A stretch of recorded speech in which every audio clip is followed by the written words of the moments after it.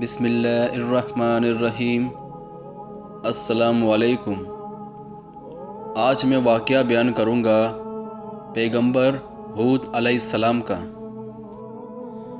ہود علیہ السلام کے والد کا نام عبداللہ تھا۔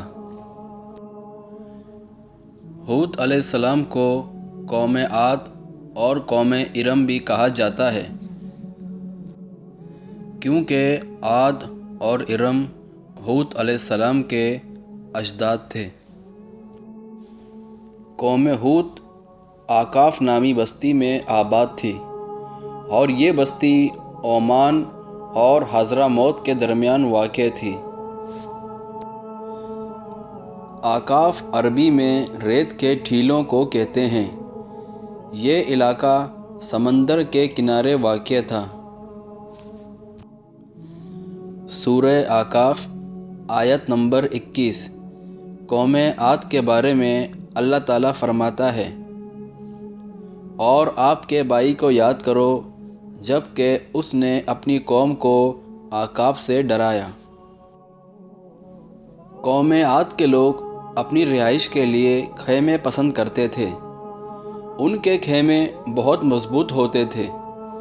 یہ لوگ ان کو بڑی مہارت سے بناتے تھے، پھر ان پر فخر کرتے تھے۔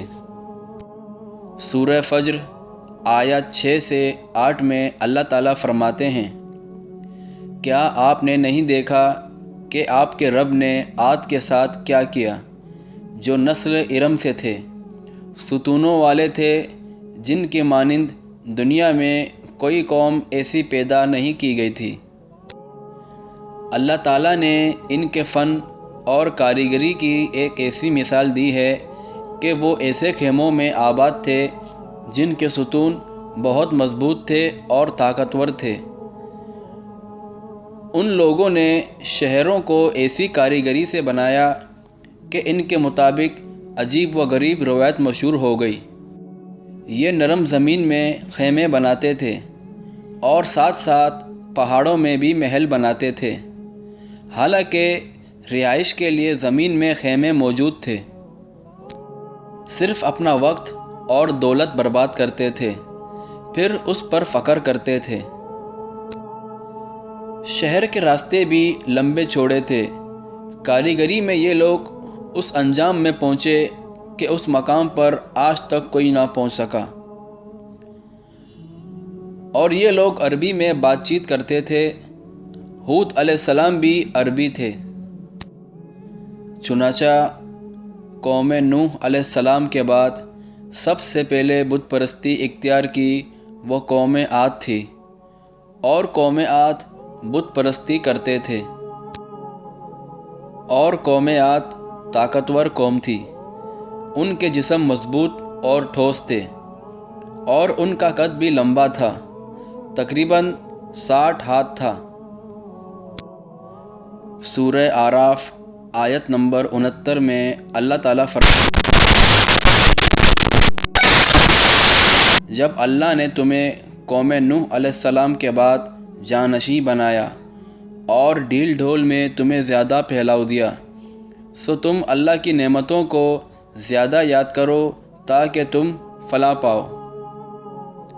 اور ہود علیہ السلام نے ان سے کہا کہ تم ایسا کام کیوں کرتے ہو جن کا کوئی مقصد نہیں، اور جس کام کے فضول ہونے میں کوئی شک نہیں۔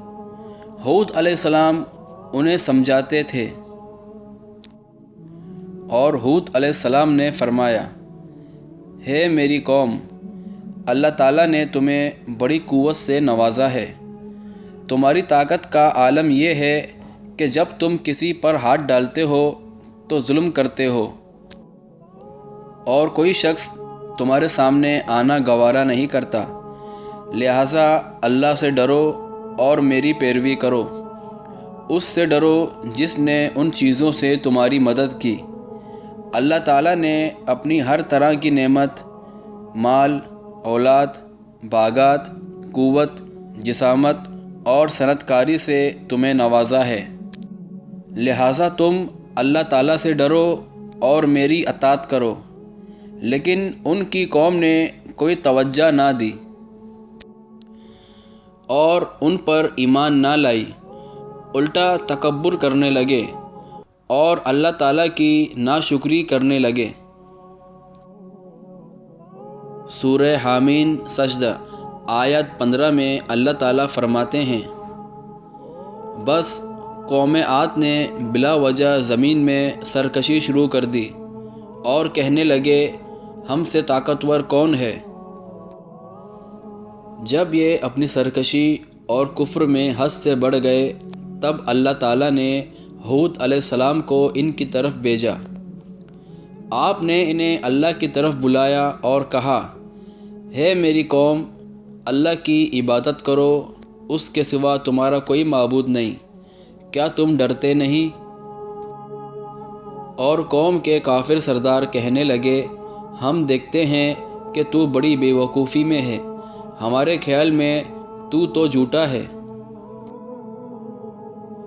اس پر ہود علیہ السلام نے فرمایا، ہے میری قوم، میں بے وقوف نہیں، میں تو تمام جہاں کے پروردگار کی طرف سے بھیجا گیا ہوں، تمہیں اپنے رب کے پیغامات پہنچا رہا ہوں اور تمہارا خیر خواہ ہوں اور امانت دار۔ کیا تم اس بات سے تعجب کرتے ہو کہ تم میں سے ایک شخص کی معرفت اللہ کا ذکر تم تک پہنچایا کہ وہ تمہیں خبردار کر دے؟ تم اللہ کی اس نعمت کو یاد کرو کہ اس نے تمہیں قوم نوح علیہ السلام کے بعد خلیفہ بنایا اور تمہیں زیادہ طاقت دی۔ تم اللہ کے احسانات کو یاد کرو تاکہ نجات پاؤ۔ ہود علیہ السلام نے انہیں بہت نصیحت کی لیکن وہ لوگ کفر ہی کرتے رہے اور فرمایا، اے میری قوم، اللہ ہی کی عبادت کرو، اس کے سوا تمہارا کوئی معبود نہیں۔ جن بتوں کی تم پوجا کر رہے ہو ان کی پوجا تم نے خود گڑھی ہے۔ میری قوم کے لوگوں، میں تم سے اس دعوت تبلیغ کی کوئی اجرت نہیں مانگتا، میرا اجر اس کے ذمے ہے جس نے مجھے پیدا کیا ہے، تو کیا تم پھر بھی عقل سے کام نہیں لیتے؟ ہے میری قوم کے لوگوں، اپنے رب سے گزشتہ گناہوں کی معافی طلب کرو، آئندہ گناہوں سے توبہ کرو۔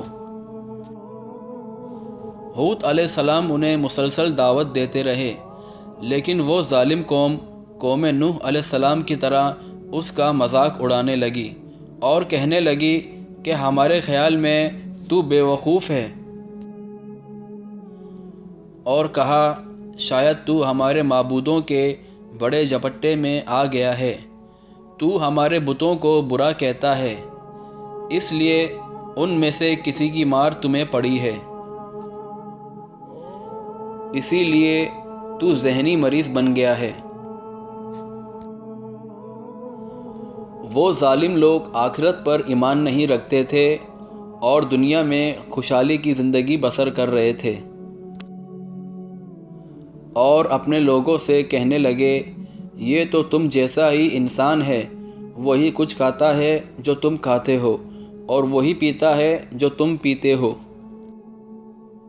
اور اب جب تم نے اپنے جیسے انسان کی اطاعت قبول کر لی تو سخت خسارے میں رہو گے۔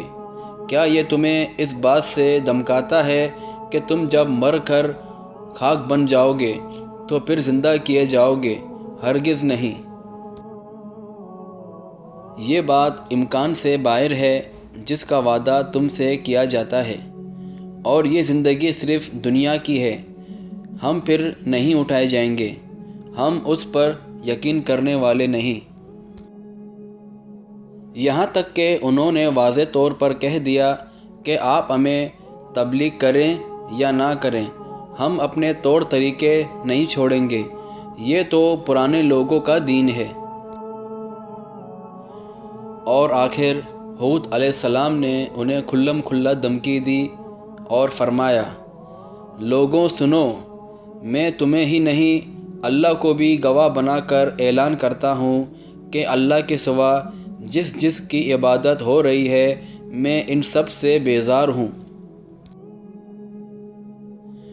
اب تم ہی نہیں اپنے ساتھی اوروں کو بھی بلاؤ اور اپنے ان سب جھوٹے معبودوں کو بھی بلاؤ اور تم سے جو ہو سکے مجھے نقصان پہنچا دو، مجھے کوئی مہلت نہ دو اور نہ مجھ پر ترس کھاؤ۔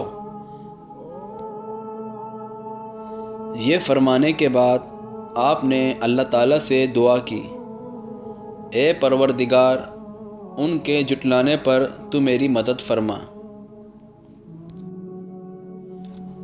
اور اللہ تعالیٰ کی طرف سے آپ کو جواب ملا، یہ بہت جلد اپنے کیے پر پچھتانے لگیں گے۔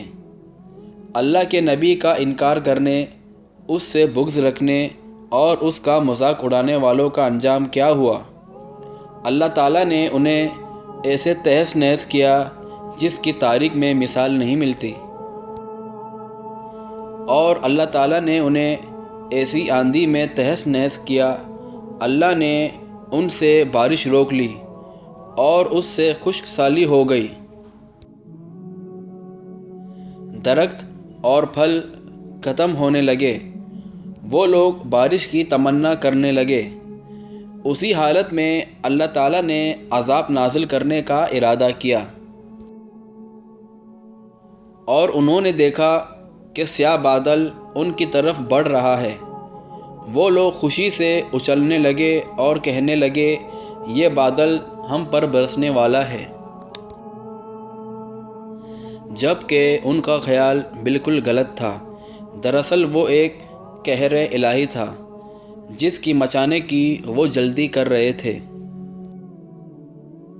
اور وہ عذاب ان کی تمام بستیوں، درختوں، خیموں اور پھلوں کو تہس نہس کرتا ہوا آیا۔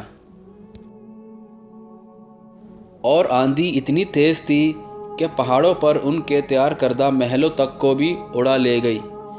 اللہ پاک مجرموں کا یہی بدلہ دیتا ہے۔ اور وہ ہوا ان پر لگاتار 7 رات اور 8 دن اللہ کے حکم سے چلتی رہی۔ اور اللہ تعالیٰ نے فرمایا، قوم عاد نے بھی جھٹلایا، بس کیسا ہوا میرا عذاب اور میری ڈرانے والی باتیں۔ ہم نے ان پر تیز اور مسلسل چلنے والی ہوا لگاتار دنوں میں بھیج دی، جو لوگوں کو اٹھا اٹھا کر پٹکتی تھی، گویا وہ جڑ سے کٹے ہوئے کھجور کے تنے ہیں۔ کیسی رہی میری سزا اور میرا ڈرانا! یقیناً ہم نے قرآن کو نصیحت کے لیے آسان کر دیا، کیا ہے کوئی نصیحت پکڑنے والا؟ اور ہود علیہ السلام کو اللہ تعالیٰ نے خاص نعمت سے نجات دی، اور باقی تمام جگہوں پر تباہی تھی، لیکن جس جگہ ہود علیہ السلام اور ان کے ساتھی تھے اس طرف ہوا بٹکی بھی نہیں۔ اور یہ تھے قوم عاد کے لوگ جنہوں نے اپنے رب کی آیتوں کا انکار کیا اور اس کے رسول کی نافرمانی کی، اور ہر ایک سرکش نافرمان کے حکم کو مانا، دنیا میں بھی اللہ تعالیٰ نے لعنت کی اور آخرت میں بھی۔ اسی طرح قوم عاد تباہ ہوئی۔ ان کے بعد مومنوں نے باقی بچ جانے والے مکانات پر قبضہ کر لیا اور وہاں رہنے لگے۔ پھر ہود علیہ السلام نے حضرہ موت میں وفات پائی۔ اور یہ تھی پیغمبر ہود علیہ السلام کے زندگی کے چند واقعات۔ اور یہ پیغام آپ خود بھی سنیں اور اپنے دوستوں کو بھی شیئر کریں۔ شکریہ۔ السلام علیکم۔